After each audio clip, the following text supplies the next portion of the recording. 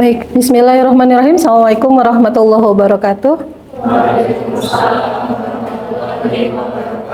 Baik, selamat siang, salam sejahtera untuk kita semua. Terima kasih dan selamat datang di kelas perdana ini bersama saya. Kali ini kita akan sama-sama hadir untuk mata kuliah Sistem Agribisnis di program studi Manajemen Agribisnis. Jadi sedikit saya akan menjelaskan dan menceritakan apa sih sebenarnya mata kuliah ini dan sekaligus memperkenalkan diri saya karena ini adalah pertemuan perdana kita semua. Nama saya Lisa Firhani Rahmasari, staf dari program studi Manajemen Agribisnis. Kebetulan adalah koordinator mata kuliah untuk Sistem Agribisnis.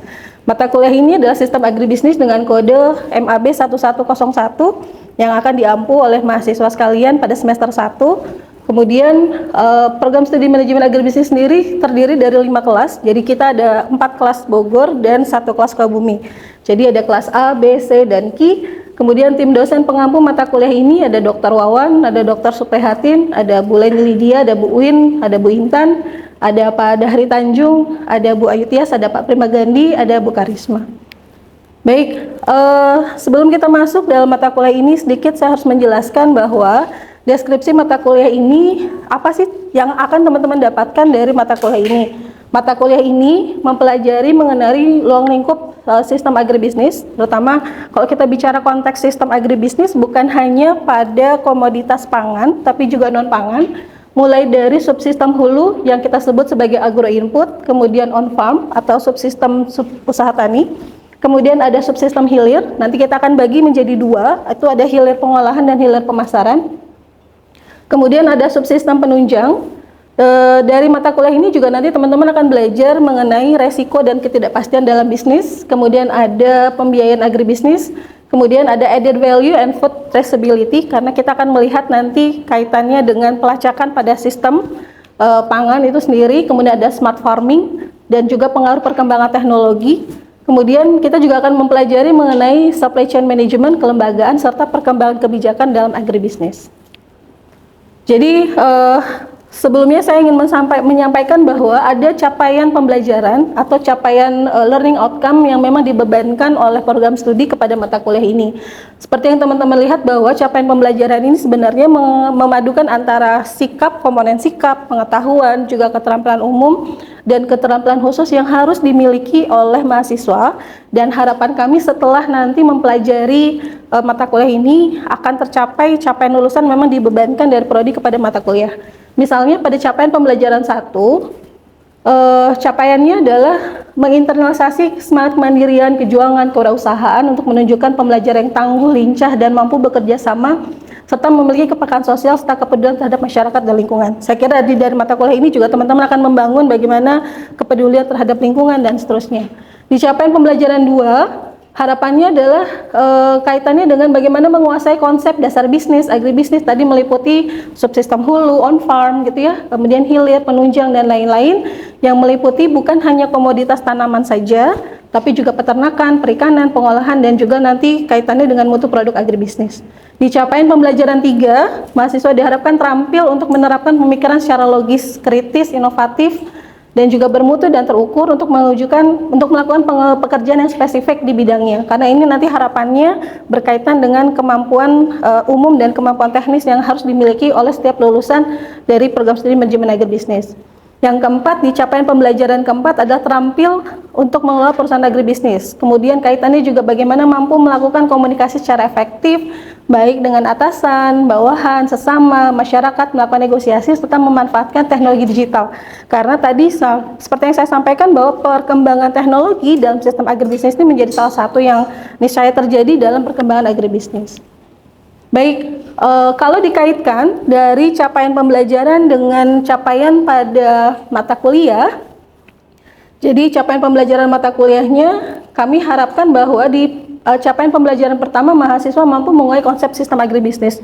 Jadi konsep agribisnis ini menjadi konsep yang dasar yang kemudian harus dipahami oleh mahasiswa sekalian, meliputi tadi mulai dari subsistem hulu, on farm, hilir, kemudian sampai dengan penunjang dengan menunjukkan semangat kewirausahaan. Karena ini yang menjadi visi dan misi IPB sekaligus visi dan misinya sekolah vokasi.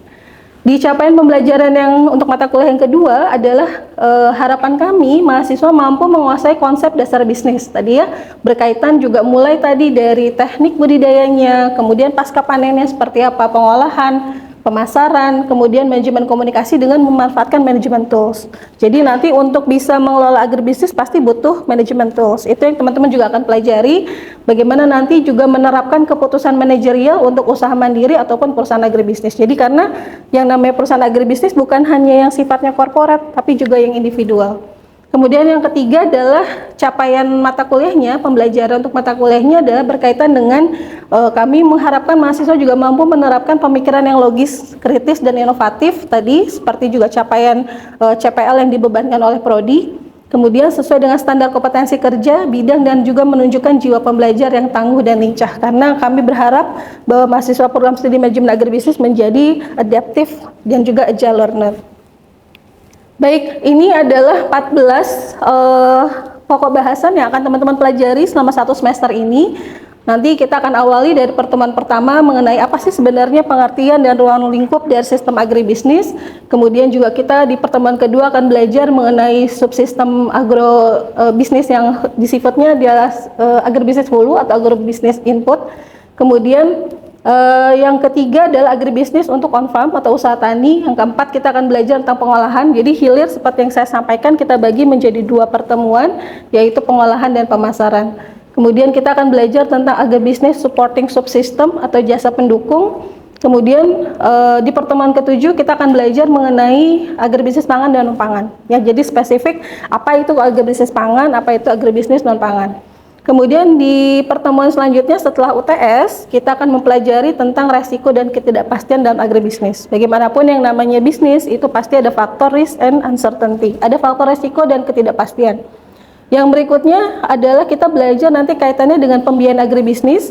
Kemudian ada added value atau nilai tambah produk agribisnis. Di pertemuan ke-11, kita akan belajar mengenai pemasaran dan rantai pasok. Jadi, belajar tentang supply chain management. Mulai nanti dari bagaimana proses mengantarkan barang gitu ya dari produsen sampai ke tangan konsumen. Kemudian di pertemuan ke-12 kita akan belajar tentang smart farming dan perkembangan teknologi dalam perkembangan agribisnis.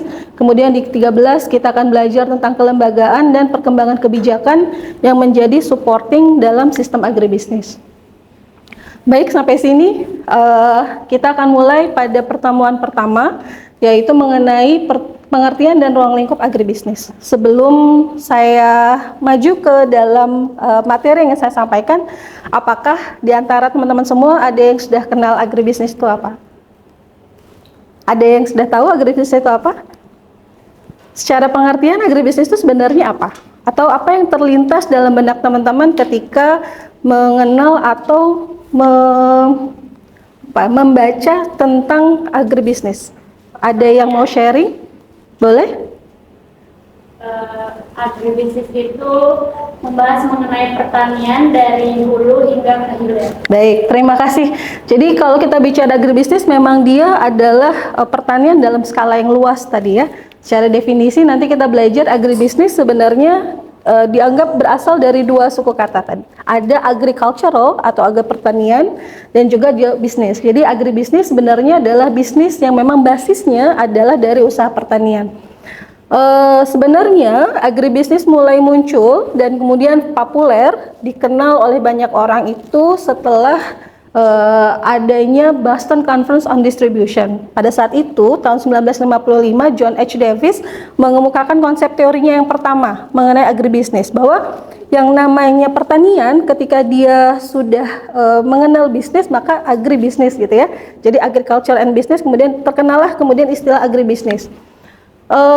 Setelah itu konsep pertama diawali oleh John H. Davis, kemudian Davis dan Goldberg itu menyusun sebuah buku seperti yang teman-teman lihat bahwa bukunya terbit di Harvard University tahun 1957. A Conception of Agribusiness menceritakan bagaimana konsep agribisnis itu terbangun sehingga lebih banyak mempopulerkan kepada masyarakat sebenarnya apa sih agribisnis itu. Oke ya, jadi dalam buku ini definisi yang dikemukakan oleh Davis itu adalah bahwa agribisnis adalah the sum total of all operation. Jadi memang semua kegiatan yang involved in manufacture and distribution of farm supplies. Jadi mulai dari bagaimana distribusi input pertanian itu sendiri. Jadi dari mulai hulunya ya, dari farm supplies, kemudian production operation on farm. Jadi mulai dari hulu, kemudian ke on farmnya atau budidayanya, kemudian and the storage, processing and distribution of farm commodities and items made from them. Jadi mulai dari budidayanya, kemudian panen, setelah panen ada penyimpanan, ada storaging, kemudian ada processing, ada pengolahan, dan juga pengolahan ini semua material yang dibuat dari hasil panen itu sendiri, itu include dalam agribisnis. Ini adalah konsep pertama yang dikemukakan oleh John H. Davis dan Ray Goldberg dalam bukunya. Baik, selanjutnya di Indonesia sendiri juga konsep agribisnis ini sudah mulai populer dan banyak dikenal. Banyak beberapa pakar yang sudah mengemukakan apa sih sebenarnya sistem agribisnis. Salah satunya misalnya menurut Hadi ya, bagaimana kemudian sistem agribisnis disampaikan sebagai rangkaian kegiatan dari 4 subsistem. Tadi saya sampaikan di awal, ada subsistem penyedia input pertanian, ada produksi pertanian, ada juga pengolahan, ada pemasaran. Dan ini semua sebenarnya saling berkaitan satu sama lain. Maka kalau kita bicara sistem, tadi pasti terdiri dari beberapa subsistem. Jadi konsep agribisnis tadi ya, secara utuh mulai dari proses produksi, pengolahan, pemasaran, dan seterusnya. Kemudian kita kenal Profesor Bungaran Saharagi yang memang merupakan guru besar agribisnis dari IPB, mengemukakan bahwa sektor agribisnis dalam kaitannya dengan bentuk modern dan pertanian itu ada 4 subsistem. Ini memang konsep yang paling banyak dikenal, diakui, dan juga banyak dipakai khususnya memang di Institut Pertanian Bogor gitu ya.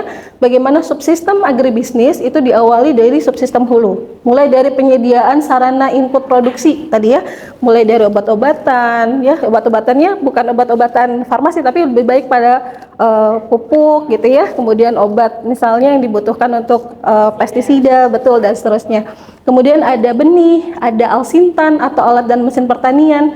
Di subsistem yang kedua ada produksi primer atau on farm ya, usaha tani. Kemudian ada hilir, tadi ada hilir pengolahan, kemudian juga ada hilir pemasaran dan sistem layanan jasa penunjang.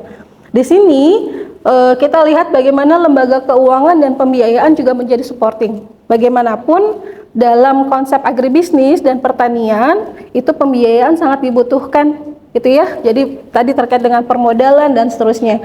Kemudian juga penyuluhan. Tidak akan mungkin ada transfer teknologi, transfer pengetahuan dari perguruan tinggi ke masyarakat atau ke petani tanpa kemudian ada bantuan dari lembaga penyuluh. Kemudian ada lembaga penelitian dan pengembangan. Di dalamnya juga tadi ada asuransi agribisnis dan bagaimana regulasi pemerintah ini juga menjadi supporting subsystem. Kalau digambarkan tadi ya dalam sistemnya kurang lebih gambaran konsep agribisnis seperti ini. Jadi bagaimana keterkaitan antara subsistem hulu, budidaya, kemudian pengolahan, pemasaran, ini semua saling berkesinambungan dan itu panahnya bergerak dua arah. Jadi dari hulu ke hilir, nanti teman-teman kenal akan ada aliran produk gitu ya, ada arus informasi, kemudian juga ada arus uang yang kemudian mengalir baik dari hilir ke hulu dan seterusnya. Keempat subsistem ini tidak akan mungkin bisa berdiri tanpa kemudian tadi bantuan dari subsistem supporting atau jasa ya, seperti yang tadi sampaikan, termasuk juga di dalamnya ada warehousing, ada logistik, ada transportasi, dan bagaimana kebijakan pemerintah juga menjadi support untuk semua sistem agribisnis ini. Baik, selanjutnya perlu disampaikan bahwa contohnya adalah kalau kita bicara pengembangan sistem agribisnis gitu ya, tidak akan berhasil tadi kalau tadi tidak disertai dengan bagaimana regulasi, kemudian support dari pemerintah daerahnya gitu ya, dan seterusnya. Sehingga yang paling banyak terjadi adalah ketika kenapa kemudian pertanyaannya agribisnis di Indonesia tidak berkembang gitu ya. Salah satunya tadi ini ya, fenomena yang pengembangan agribisnis karena tadi ada tidak terpadu antara sistem agribisnis satu sama lain. Ini yang banyak terjadi di Indonesia. Mungkin sampai sini ada yang mau bertanya dulu? Silahkan. Baik, izin bertanya. Untuk itu kira-kira apa saja tantangan utama dalam subsistem agribisnis ini sendiri dari hulu hingga ke hilir? Terima kasih. Baik, tantangan yang banyak terjadi dalam integrasi subsistem agribisnis tadi karena misal terjadi seperti yang saya sampaikan adanya ketidaksinambungan dari hulu sampai ke hilir. Seringkali beberapa sistem dan komoditas agribisnis ini berjalan sendiri-sendiri tanpa ada keterpaduan antara satu sama lain. Kemudian tadi adanya akses informasi yang terbatas. Seringkali yang menjadi permasalahan dari petani adalah ketika mereka tidak mendapatkan akses informasi yang jelas, baik itu mengenai ketersediaan produk, kemudian pergerakan harga dan selanjutnya. Ini sebenarnya menjadi kendala yang banyak dihadapi, sehingga itu yang menjadi kendala kenapa kemudian integrasi dan kemudian perkembangan agribisnis di Indonesia tidak berkembang dengan baik. Mungkin seperti itu. Mudah-mudahan sudah menjawab pertanyaannya. Terima kasih banyak untuk pertanyaan. Saya lanjutkan materi berikutnya. Jadi sebelum saya lanjutkan, ada yang mau bertanya dulu? Mungkin satu lagi. Baik, terima kasih. Jadi saya izin bertanya Ibu, apakah ada suatu subsistem yang lebih unggul daripada subsistem lainnya? Terima kasih untuk pertanyaannya. Karena tadi sistem agribisnis terdiri dari beberapa subsistem. Kalau kita perhatikan tadi ya ada subsistem hulu, ada subsistem on-farm ataupun hilir dan lain-lain. Kemudian ada supporting subsistem. Kalau ditanya apakah ada salah satu subsistem yang lebih unggul ataupun menonjol dibanding subsistem yang lain, jawabannya tidak. Karena ini bagian dari satu sistem, maka tidak ada sebenarnya satu subsistem yang lebih unggul atau lebih penting dibanding subsistem yang lain. Karena tadi hilir tidak akan mungkin bisa berkembang tanpa adanya supporting dan juga perkembangan dari hulu ataupun on farm. Misalnya, seperti teman-teman tahu, saat ini katakanlah banyak sekali coffee shop yang sedang berkembang di Indonesia. Betul ya? Di mana-mana menjamur tempat minum kopi gitu ya. Ketika hilir dan pasarnya berkembang tanpa disupport dengan ketersediaan input dari hulu, itu juga nanti tidak akan terjadi keseimbangan dan tidak akan terjadi integrasi. Maka tidak ada satu subsistem yang lebih penting dibanding yang lain karena tadi semua sistem dianggap sama dan mereka semua punya kontribusi dan juga punya pengaruh yang sama pentingnya dalam satu sistem agribisnis. Terima kasih untuk pertanyaannya. Saya lanjutkan materinya. Jadi dalam sistem agribisnis juga nanti teman-teman akan belajar bagaimana keterkaitan baik itu ke depan maupun ke belakang. Jadi keterkaitan ini kita sebut sebagai linkage. Kalau ke belakang istilahnya adalah backward linkage. Tadi saya tidak akan mungkin hilirnya berkembang tanpa kemudian ada perkembangan atau tadi bagaimana bisa suatu sistem ini menjadi maju. Misalnya salah satunya adalah tadi bagaimana peningkatan kegiatan di pengadaan sarana produksi. Kemudian juga kalau kita berupaya untuk tadi menjaga kontinuitas pasokan produksi, maka harus menepati empat tepat ya, jadi tepat waktu, tepat tempat, tepat jumlah, tepat kualitas, dan ini semua juga disupport tadi adanya lembaga penunjang agribisnis. Salah satunya tadi dengan adanya logistik, distribusi yang sangat tadi bisa mengantarkan produksi tepat waktu, maka dia menjadi sangat support terhadap keberlangsungan atau keterkaitan pada sistem agribisnis. Yang berikutnya adalah forward linkage. Kalau tadi ke belakang, kalau ke depan lebih banyak pada bagaimana peningkatan produk usaha tani, pengolahan, dan juga menyalurkan bagaimana kalau kita bicara di hilir kan hubungannya dengan pasar gitu ya, dengan permintaan konsumen. Nah, bagaimana kemudian kerjasama ini ataupun keterkaitan ke depan adalah untuk melayani atau memenuhi permintaan konsumen. Sehingga tadi linkage atau keterkaitan mau ke belakang ataupun ke depan sebenarnya ditujukan untuk memperkuat industri hulu dan juga mengembangkan industri hilir.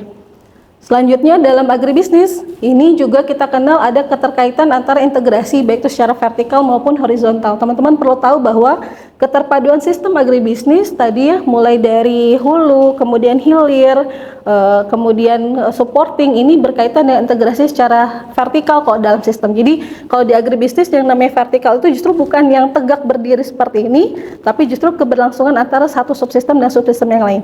Jadi bentuknya seperti itu ya. Nah, ini kalau kita lihat bagaimana kemudian peluang pada komoditas misalnya adalah komoditas perikanan saja.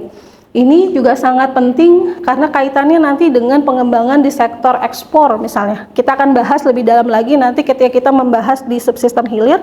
Tapi sedikit untuk mengantarkan bahwa teman-teman perlu tahu bagaimana potensi pasar agribisnis di internasional itu sangat terbuka luas sekali. Indonesia salah satunya negara yang memang punya potensi sumber daya perikanan yang cukup besar, sehingga ini sebenarnya harusnya menjadi potensi pasar untuk mengembangkan pasar ekspor.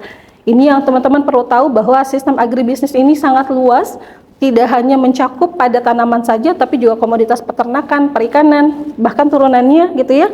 agrowisata, kemudian juga biofarmaka dan lain-lain, ini punya potensi untuk pengembangan pasar ekspor yang sangat besar. Sehingga penting sekali teman-teman tahu bahwa potensi pengembangan agribisnis ini harus didukung, bukan hanya tadi dari subsistemnya, tapi bagaimana juga pemerintah regulasinya mendukung sektor agribisnis supaya tetap berkembang. Terima kasih banyak untuk perhatiannya. Saya kira ini materi pertama, semoga memberikan pencerahan untuk teman-teman semua. Mohon maaf dari kekurangan. Wabillahi taufiq wal hidayah. Assalamualaikum warahmatullahi wabarakatuh. Waalaikumsalam warahmatullahi wabarakatuh. Terima kasih.